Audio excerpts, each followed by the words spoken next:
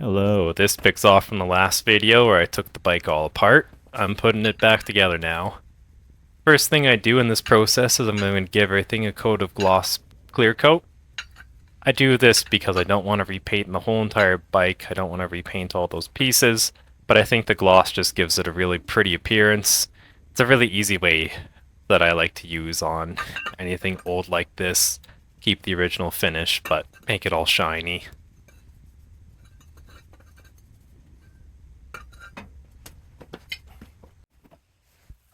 So now I'm going over to the cables. These cables had been rusted, so I've taken them all out of their housing, and I'm just going to put some oil on them. You can either use a rag like I'm using, or you can just spread the oil on your fingers and then apply it to the cable. Just as long as you get the whole thing and it doesn't bind in its housing. Now here you see me putting the cable back into its housing. This can be a little bit challenging at times. You gotta kind of twist the cable, but I'm able to do it. You'll see it poke out. That's perfect. Now I'm going and I'm greasing the parts. I'm using this lithium grease. So I found it doesn't really affect plastic, and a lot of these parts are plastic. So I apply the grease, and then you see me working the shifters here. That's because I want the grease to spread. I'm trying to get it all in to all these mechanisms because one of these shifters had quite a bit of metal particles, which indicates to me insufficient lubrication. Alright, now I'm putting the cover back on. It's not going to work if you do it in a high gear. I was confused by that, so I had to switch it to the lowest gear so that that indicator is tightly coiled up, and then I'm able to just put the screws in, get this housing back in place pretty simply.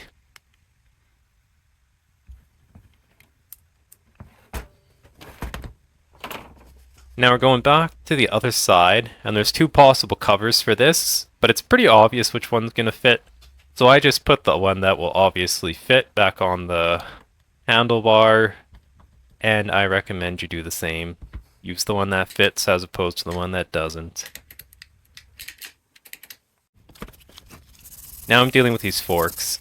Something happened to these forks. I suspect they got bent in the actual housing that they go into, and that's what caused all this rust, or it could have been insufficient lubrication. In any case, there's some dents, there's some pitting. It's not worth it to restore it fully, so I'm just sanding the rust off. I start with 400 grit to get the light stuff. Now what I'm going back with is 200 grit, and I'm attacking these zones that are a lot more corroded, a lot more worn in, so it's not going to be perfect. I'm just getting these so that they're going to be in a workable condition once again. And I use my fingernail to see how good it is. It's good enough for me. This is now the bottom bracket. This is what the pedals are going to plug into. So I've cleaned it out. You can see the ball bearings. I'm just smearing the grease in here. Perhaps I should use the word slopping. I seem to have an addiction to overpacking all my bearings. I can't help myself. This is my little personal joy, and I won't let anyone take it away from me. So I fill that one side, and now I'm going to go back to the other side. I'm going to fill her right up, and then I'm going to use my popsicle stick to force the grease in. After I made this video, I went out and I bought a needle injector for a grease gun. This is just such a mess to do. Now I've got these caps, these cups. So these are going to screw into the bottom bracket. Here I am, I'm just testing them to make sure they go on and that I've got everything assembled in the right order. I'm glad I did because I realized I forgot to put back these rubber seals. Those are going to be important to preserving the longevity of the bearings. They prevent ingress of water and dust.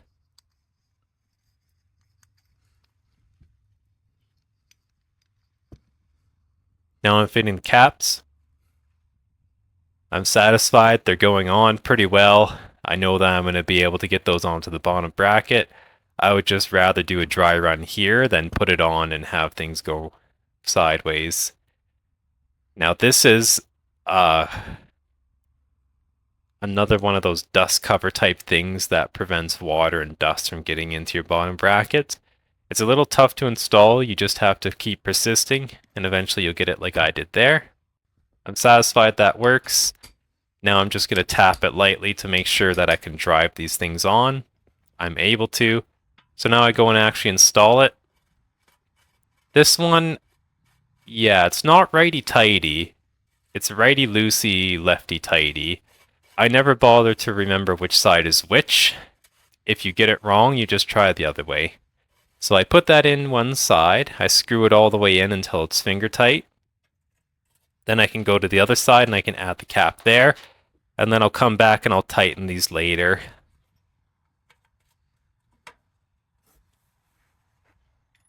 Now this one wasn't going in so well.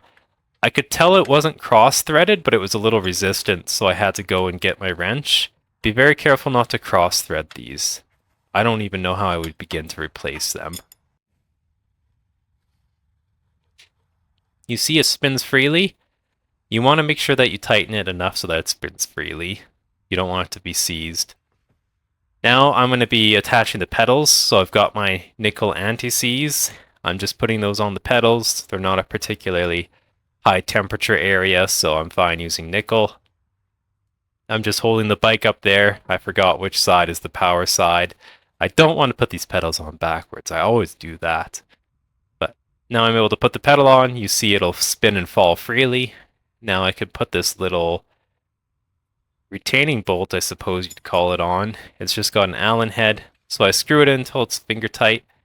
And then now I'm coming with my Allen wrench and I'm tightening it the rest of the way.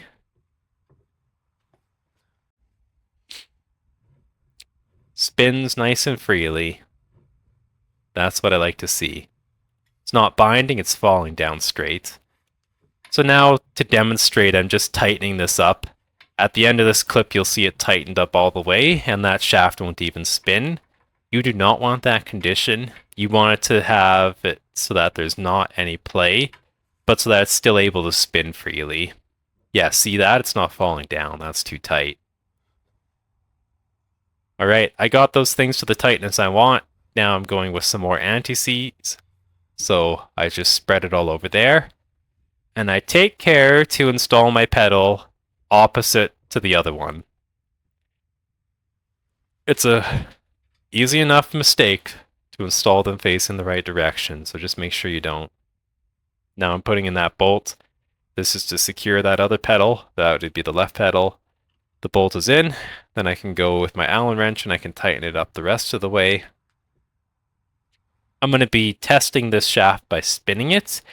It's really not balanced well, so when I go to spin it, yeah, it tries to tip the bike over. I choose to just leave that as it is, though. Now, I was getting sick of the frame, so I come to the tires.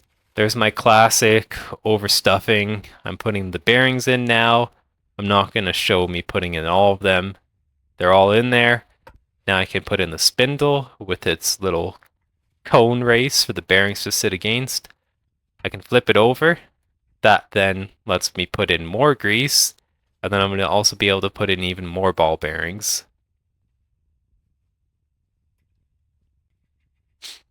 I can put on the other cone, tighten that up. I just get it finger tight at this stage. Now I'm putting on everything else. There's some nuts. There's basically a lock nut arrangement. So on each side there's two nuts and they have to tighten against each other so that they won't spin off. So the way to do this is to tighten them both on one side. Get that correct. And then you can adjust the tightness of the bearings from the other side. And then once you get it freely spinning kind of like this, but without any play and without any slop, then you can tighten it all the way.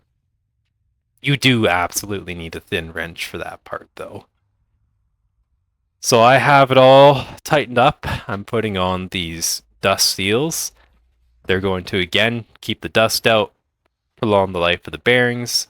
On they go, and then this front wheel should be done, ready to go as an assembly. Now we're at the back wheel. This is the shaft, it's the new one. The old one had snapped. I'm going to be putting the bearings on the shaft, or the spindle as you'd call it.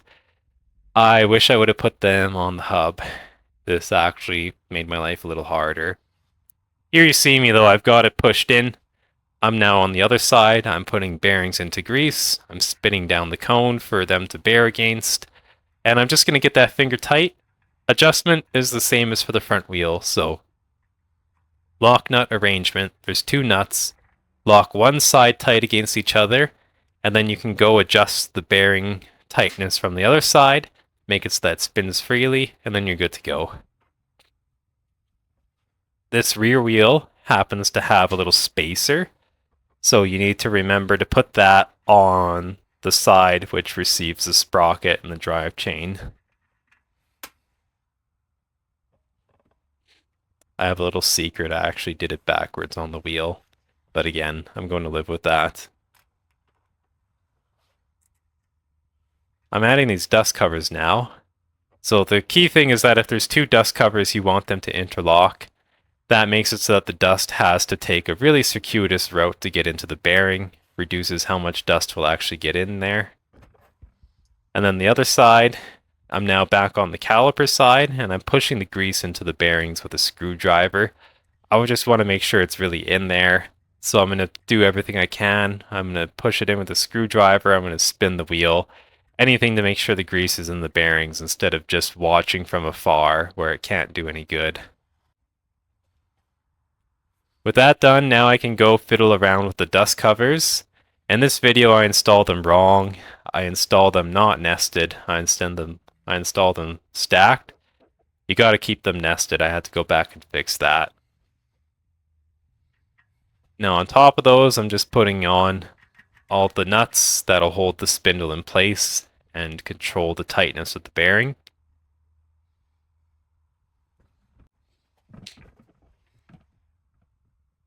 Now I'm on the other side. I'm again fiddling with the tightness of the bearing. This side you don't need a thin wrench for because you've got plenty of reach at this stage. But if you adjust it at any other point, like when it's a full assembly, or if we want to adjust the other side, again you need a thin wrench. You can't cheat it like I tried to do here. Okay, I've got my caliper. I'm going to put it on. I've got my little bolts. Six of them in total. I'm just going to spin those in with a bit of Loctite. And then I'm going to tighten them up in a star pattern, similar to what you would do with a cylinder head.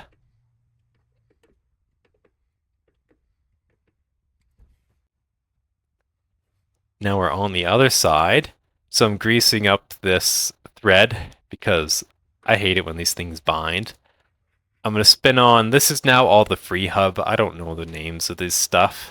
I just know where it goes back. So I spin that on finger tight. Now I'm going to grease this reset here. It's where the bearings are going to ride. So I'm going to get all my grease in, put all these tiny little bearings. There were so many to put in, I skipped it over. Now I'm greasing where these bearings will sit. That's definitely overkill. Again, I just like to do it this way. It's for me, not for the bike. I place that whole free hub on carefully. If you're not careful, you'll displace the bearings, you'll knock them out. And then you'll have to pick them up off the ground. Or you'll have to go buy more because you lost them. Not speaking from experience or anything. So I've got that on. Now I'm going to put some grease into this recess because there's so many places you got to put these little bearings. This is another one of those places you got to put those little bearings. So here you see me, I've got it greased. I'm starting to put the bearings in. I'm going to skip ahead on that step and just go to the part where I'm putting on the cone soon enough. Yeah. Making sure the bearings are where they should be so they're not going to like squeeze out or push out. I'm testing that freewheel action. It seems to work. So now I'm going to go back. I've got my special spline tool. I'm going to tighten that whole thing up. And it's done. Now I can come to the forks. I would replay this part of the video if you want to know how they work. It's all set out there. And it's kind of intuitive from the way I've got it laid out. What parts of the springs compress. Because I had rust and corrosion, I'm a little paranoid about that. So I'm greasing up everything. I got these bolts. I can just drop them straight through. So I grease up that other bolt for the other side. And then I'm going to drop it straight through. There I am putting it in. I missed my slam dunk, so I had to jiggle it around a bit, but I got it. Now I'm going to deal with that main spring. I'm going to grease it up. I wouldn't recommend filling it entirely with grease, but I'm about as generous as what I saw when I took the thing out, so I go with my hands and I just spread it around. That shock I'm working on happens to have a rubber damper, so that's going to go on the drive side, or the right side here. And then all the excess grease I'm going to wipe off onto the shaft here. Now you've got these preload, pretensioner, whatever you'd like to call them. I'm just going to be replacing these with a bunch of grease slopped all over them. Those screw in. There's sophisticated tools you can have for this, but I find you can just screw it in until it's fully tight, and it works out. Now I've got these littler springs. They go outside of the area of the shock that you see on the table. So I grease them up, I put them over the bolt, and you can see how they're going to ride. Now I need to put this little nut on. This nut will be inside the shocks, and it's going to lock against another nut on the outside. So that's how this system is. This nut is shaped so that it should fit and slide nicely into a recess in the shocks, and then it shouldn't spin. So now I can just insert the whole assembly.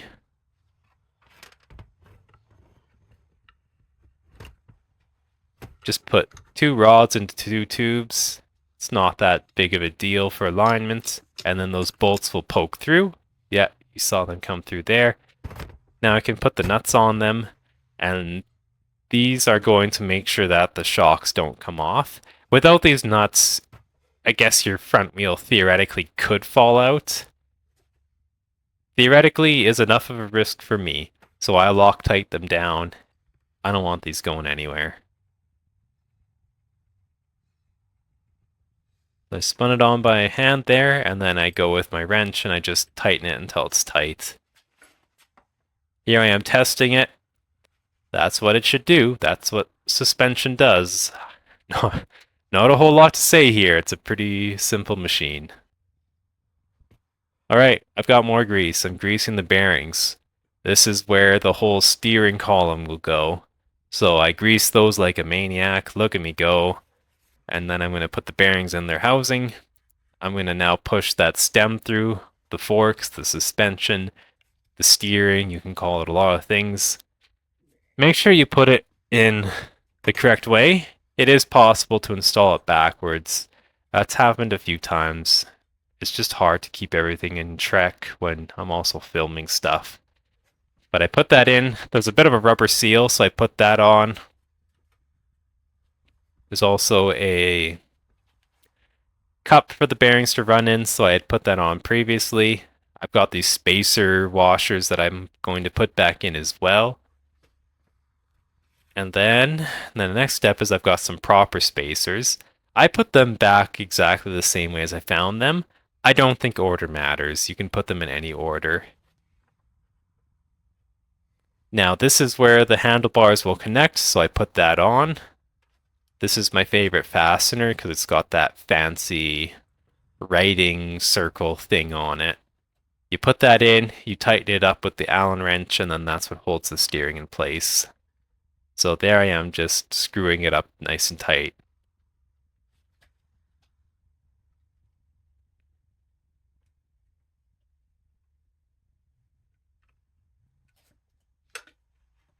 And it spins freely. Always check to make sure things spin the way that you think they should.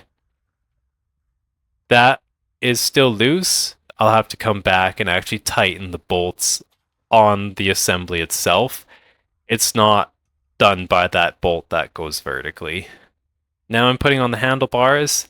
I have this clamp with 4 bolts that go in it, so I put in the 4 bolts by hand, and then I'm going to come back with that Allen wrench. I'm going to hit them, give them a little tightening up. There you see that happening. Now I'm at the point where I can I can get the wheels back on and the kickstand, and then I can work on the bike standing up. So I've got the front tire in, it just slides in there. And then I've got my quick release. I like the levers to be on the left side because that's the side the bike is leaning towards when you put the kickstand down. I find it easier to deal with from that side. So you just got to put it on, you've got to tighten it, you've got to bend the lever down, see how tight it is. It takes a little bit of trial and error. It's not the worst thing in the world. I get it tight there and leave it tightened up. Now I come to the back wheel. I actually struggle immensely with this one for no reason in this video, so I cut a lot of the footage. But all you really got to do is slide it into its housing, and then you've got to put the quick release. The thing I struggled with is the quick release. It's this splined metal nut with the plastic housing, and the two had separated. So I was tightening it, but nothing was spinning, so I had to go Loctite those together. Here you see me at the end of that whole process. Lever's down, wheel is on. Very good. That's what I like to see. Now I'm going to put on the kickstand just so that I can work on this bike with it standing up. I'm pretty excited for this step. This is always my favorite step. So just got to put that bolt through, tighten up that bolt, and adjust the kickstand length. And now the bike will stand up on its own, and I can deal with it in a manner that's easier to work with. I'm gonna put the seat post on. I grease both the seat post and the tube that it goes into, and I just push it down. I do this because corrosion tends to get in there, and if left unadjusted for a while, it can kind of get stuck and seized. So I find regular grease is enough. I didn't use anti-seize. Now I'm doing the derailleur. This is the order of assembly for these gears. This big gear has an open side and a closed side, so you want to install it how I have shown. This is the way I found it. There's that plate on the other side that's threaded, so that you just tighten this bolt up into the plate with your Allen wrench.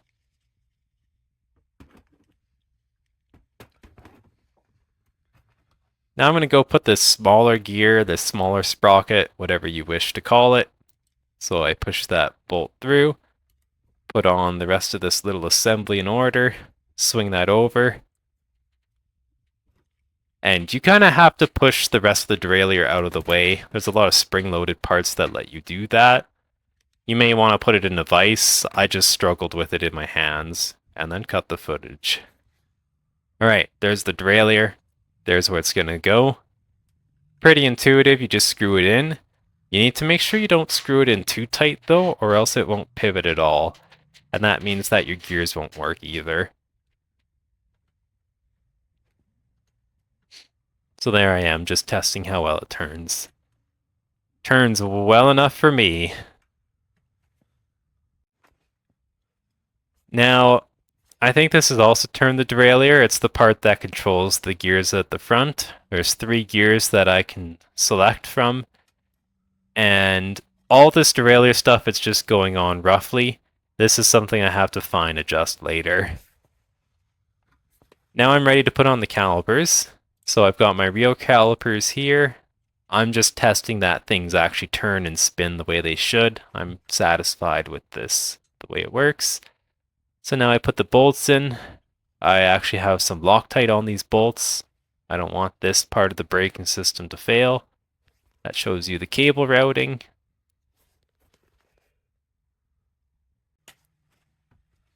Front calipers are next. This actually shows me putting on the Loctite. So just a little drop on each. I just share the drop between the two. Caliper goes on. That disc goes in the space between the 2 pads, and then I can put those bolts in and tighten them up, and that'll secure my front caliper assembly. Now I'm dealing with the control cable, so you're going to see me thread it through here. There's this screw-in part that I'm going to screw in, just like that. And the screwing action, that changes how far the cable is, like the housing is from the far end of the caliper. So that can end up adjusting your brake tension.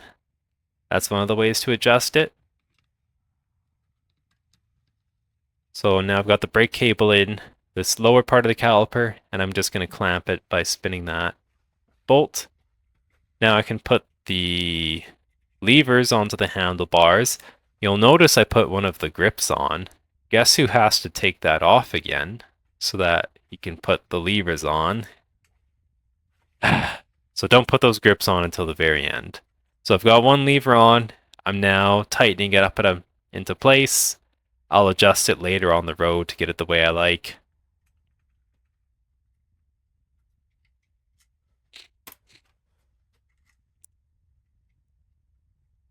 There you see me tightening one of the bolts just to get it there temporarily so that I can work on adjusting the system. That little thing goes into the housing. This is for the brake cables. They look like throttle cables, kind of. They have a termination that's a bit of a cylinder, so you just have to fit it into that receiver in the brake. And then you can pull the cable through the slot and then turn that thing on. I'm testing the brakes now. I'm pretty happy. I like my brakes to be pretty tight and responsive. There's the chain. Here's the chain again. You'll see I threaded it wrong the first time. Not sure what I was thinking, but the main point of this shot is to show me routing that rear brake cable. So it's very similar to the front ones. Thread it through, put it in the clamp it down. Oh, this is the derailleur, sorry. So the derailleurs, I've put both the front and the back on.